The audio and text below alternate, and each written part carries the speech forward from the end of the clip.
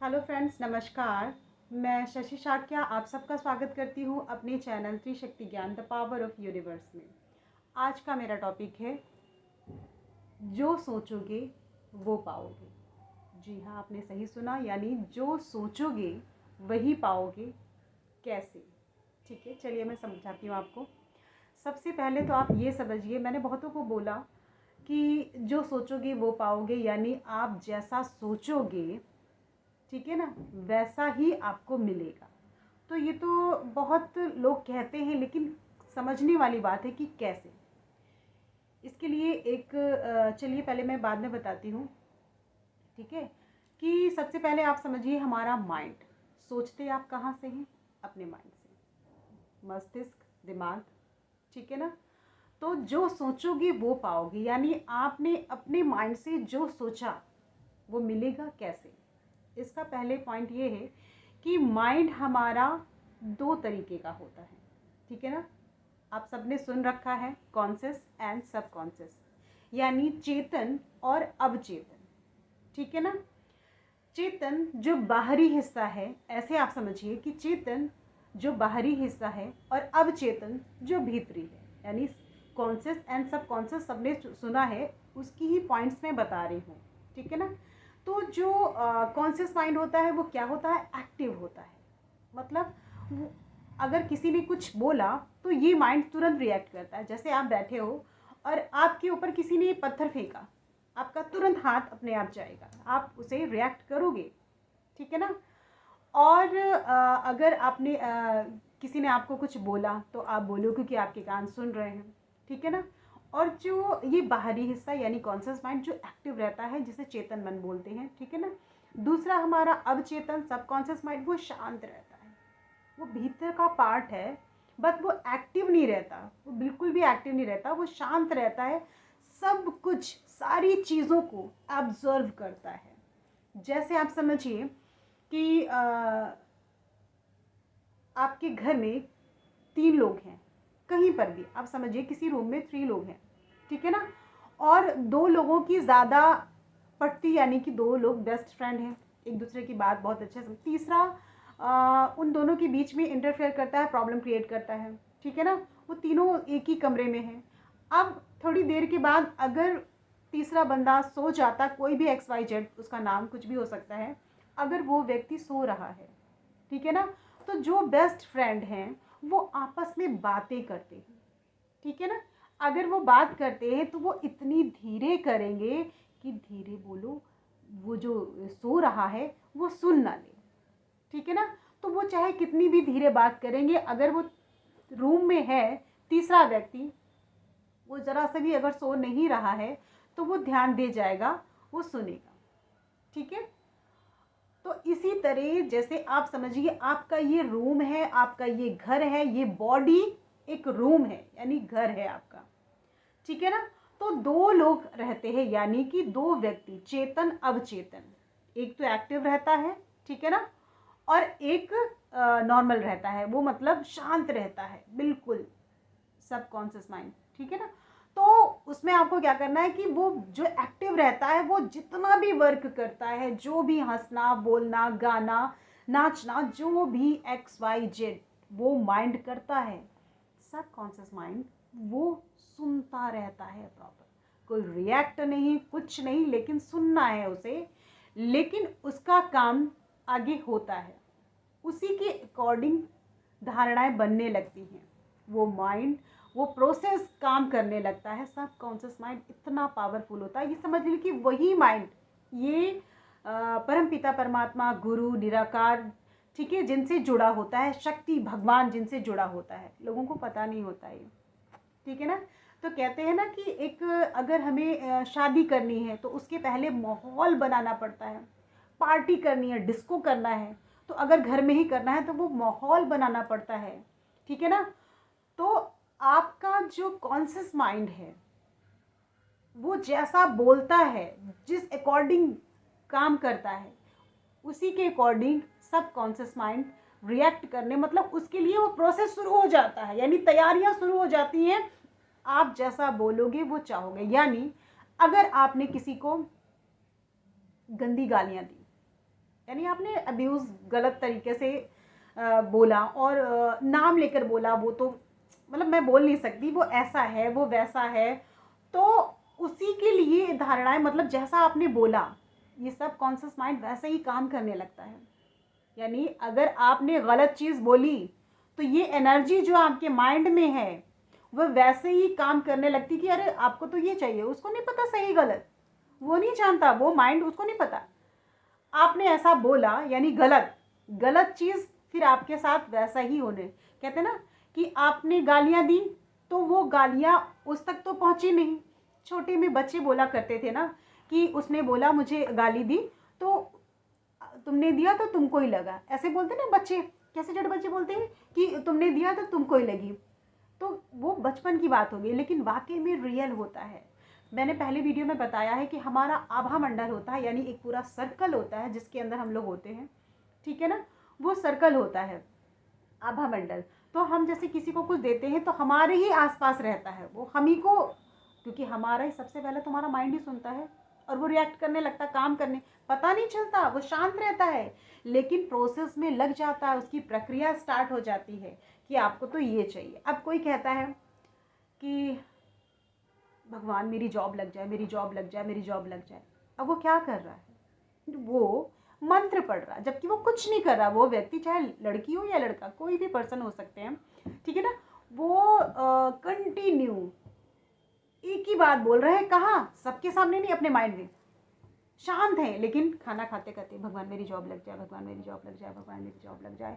वो खाना खाते हैं, नहाते हैं, धोते हैं, वो शीशे के सामने, मिरर के सामने खड़े होकर कहीं पर भी वो रहते हैं, वो किसी पर्सन से, थर्ड पर्सन से भी बात तो कर रहे होते हैं, लेकिन मन ही मन में बोलते रहते हैं भगवान।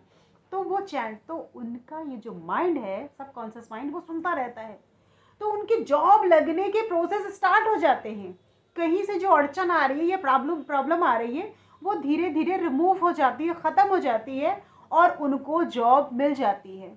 इसी को बोलते हैं बिलीफ सिस्टम। आपका कितना बिलीफ सिस्टम है, आप कितना बिलीव करते हो, जो सोचोगे वो पाओगे। यानी आपने किसी के लिए गड्ढा खोदा तो गिरोगे आप, क्योंकि कोई और नहीं, आपका माइंड ही सुन रहा है, ठीक है, आपका माइंड ही सुन रहा है, रिएक्ट वही करेगा, लेकिन तुरंत नहीं, उसके लिए प्रक्रिया चल जाती है, स्टार्ट हो जाती है। सॉरी, यानी कि हमारी जो तरंगे हैं वो स्टार्ट हो जाती है, चुंबकीय तरंगे, ये चुंबक की तरह ही रहती हैं। आपके एक्टिव माइंड ने जो कुछ भी बोला, वो जो हमारा नॉन एक्टिव माइंड है यानी सबकॉन्शियस माइंड है जो, ठीक है, वो अपने आप तैयारी करने लगता है कि अरे इसको तो ये चाहिए मुझे, वो उसे समझ नहीं आता, कुछ सही गलत नहीं समझता। और उसमें एक खासियत और होती है, वो रियल सच्चाई में, मतलब जो फ्रंट में है आप देख रहे हैं वो, और कल्पना में उसे फ़र्क करना नहीं आता है। आपने कल्पना की कि हाँ भाई मुझे ये चीज़ चाहिए, तो माइंड ने देख लिया अरे इनको तो ये चाहिए, उसी चीज़ की तैयारी करना है, ठीक है।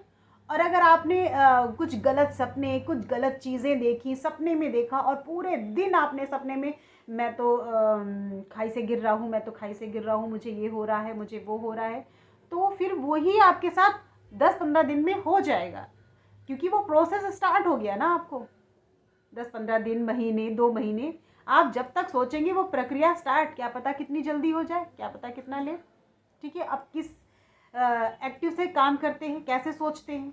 तो सिर्फ कहने का अर्थात यही है। मेरे मैं सॉन्ग गाती थी, भजन है, क्या भजन था, ये लाइन थी, जैसा तुम भी सोचोगे वैसा बनेगा जीवन, भला जो सबका चाहोगे महक उठे जग उपवन।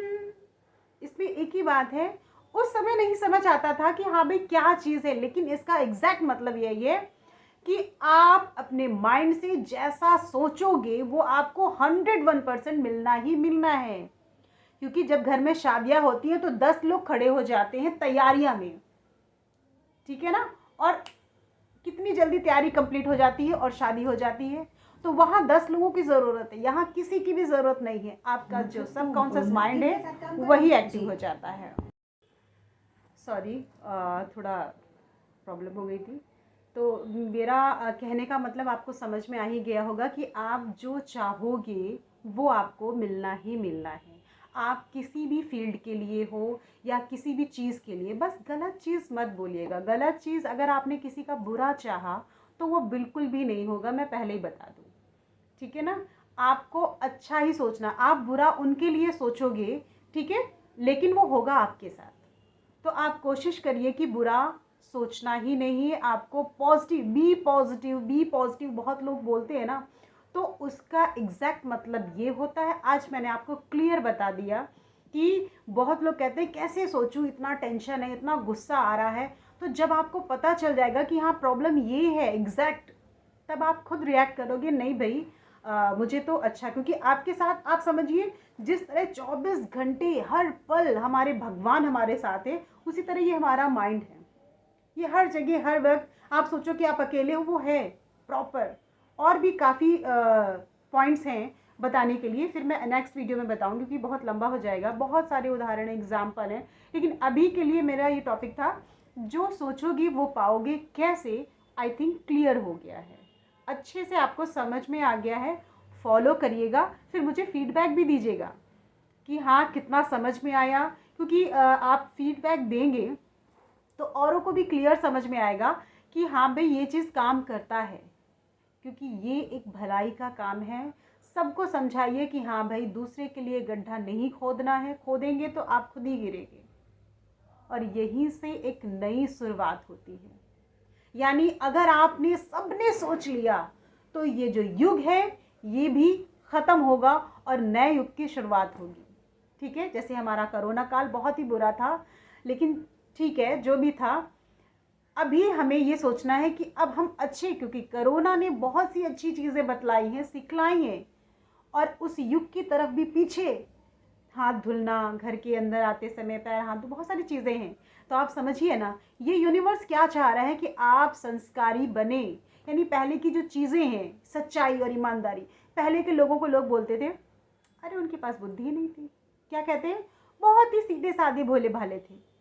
तो सीधे साधे भोले भाले होते हुए भी तो इतने सत्य थे, इतनी सत्यता थी, ईमानदारी थी कि उस युग को सतयुग कहा गया, ठीक है ना। तो देर नहीं लगेगी अगर आप सब ने भी ये ईमानदारी अपना ली और सच्चे और अच्छे इंसान बनने लगे, लोगों को भला करने लगे। आप पहली बात तो ये चीज़ समझ लीजिएगा ना, आपने इतना समझ लिया, अपने आप युग की स्टार्ट हो जाएगी। आपको अपना बिलीव करना है, ठीक है, कैसे करना है ये आपको देखना है।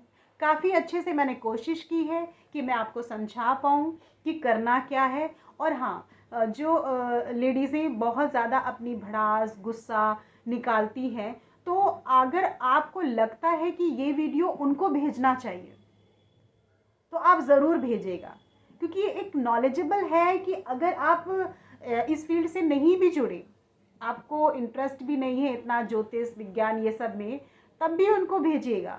क्यों? क्योंकि उनको ये चीज़ समझ में आए, अरे ऐसा होता है। जिस तरह से आप समझिए, एक पॉइंट और मैं उदाहरण देती हूँ आपको, कि एक ट्रेन चली आ रही है, ठीक है ना। अब ट्रेन के सामने अगर आप जाते हैं तो क्या उसे समझ आएगा कि अरे भाई आगे बंदा आ गया है, रुक जाए? ट्रेन को नहीं आएगा।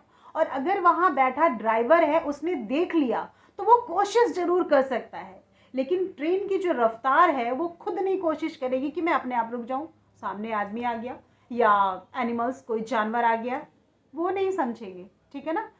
ठीक है ना, वो एनर्जी ऐसी होती है। तो ये एनर्जी भी हमारी ऐसी है, वो है काम कैसे करती मैंने क्लियर बता दिया है। सोचना आपको है कि आप कैसे सोचना है, उसी तरह से आपको फल मिलेगा, ठीक है। आई थिंक मैं यहीं से अपना वीडियो समाप्त करती हूँ, फिर मिलती हूँ एक नई सोच और एक नए ज्ञान के साथ। नमस्कार।